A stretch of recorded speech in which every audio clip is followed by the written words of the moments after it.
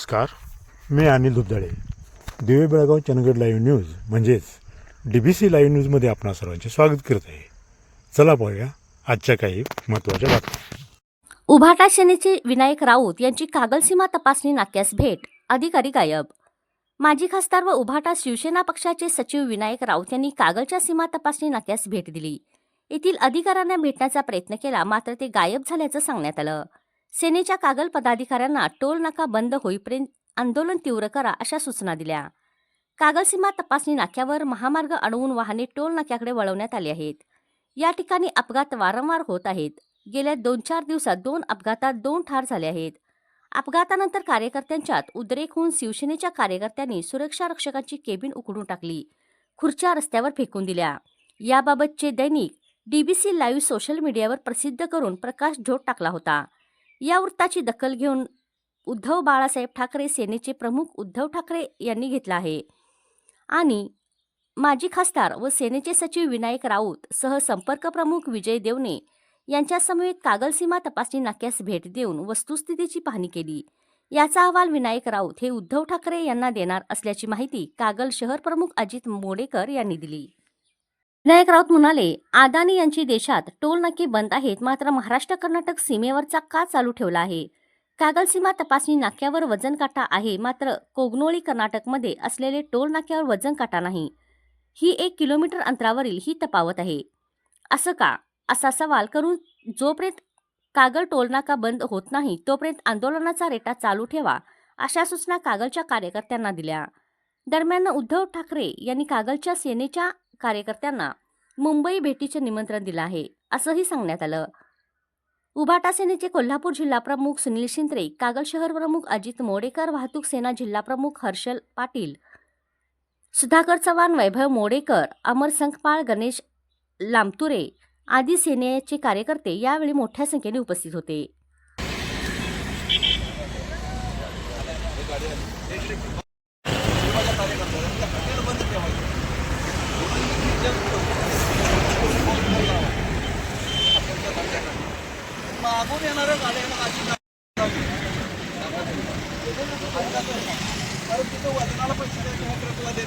राजहंसगडावर मराठी भाषा दिन सोहळा मोठ्या उत्साहात संपन्न.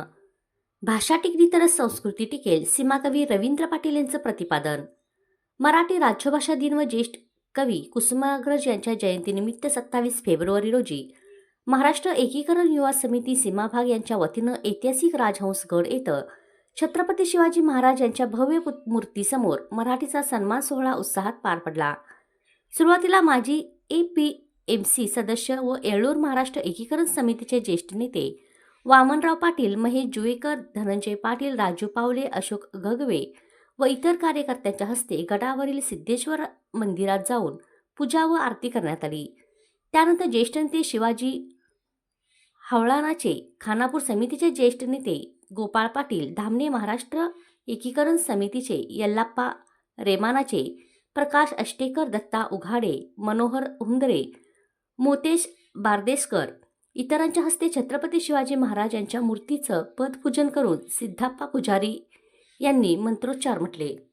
कवी कुसुमाग्रज यांच्या जयंतीनिमित्त हा मराठी भाषा दिन साजरा केला जातो. त्यांच्या प्रतिमेला खानापूर समितीचे अध्यक्ष गोपाळराव देसाई, नगरसेवक व युवा समिती सीमा भागाचे खजिनदार शिवाजी मंडोळकर, पांडुरंग पाटील, महादेव येळवी, शिवाजी जाधव, गुणवंत पाटील, रवी पाटील, संजय मोरे यांच्या हस्ते पुष्पहार घालून अभिवादन करण्यात आलं.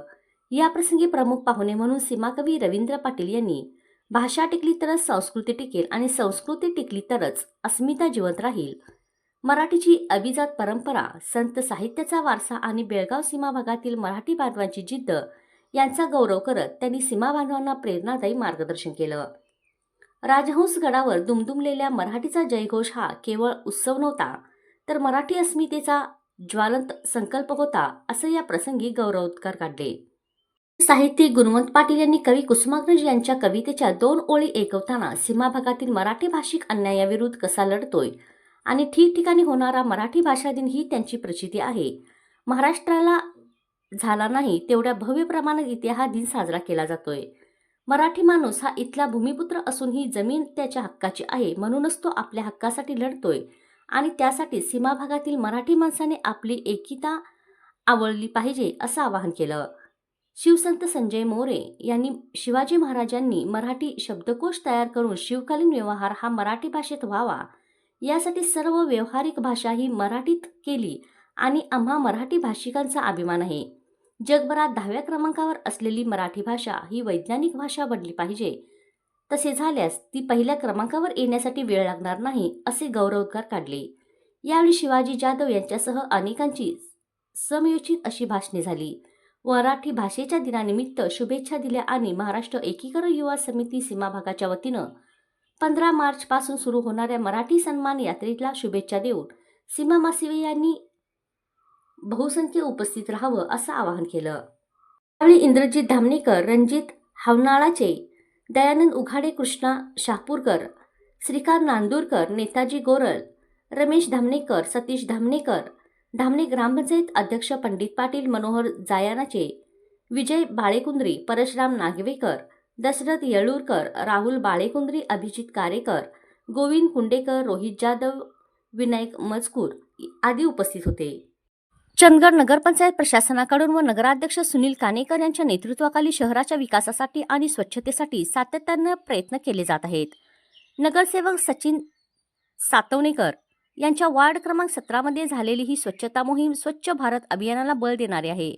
प्रत्यक्ष लोकप्रतिनिधी, नगराध्यक्ष, नगरसेवक, नगरसेविका, कर्मचारी, सजग नागरिक यांनी पुढाकार घेतल्यामुळे वार्डातील नागरिकांमध्ये समाधानाचं वातावरण असणं स्वाभाविक आहे. त्यामुळे केवळ आरोग्याचा प्रश्न सुटत नाही तर प्रभागाच्या सौंदर्यातही भर पडते असं प्रतिपादन कानेकर यांनी यावेळी व्यक्त केलं.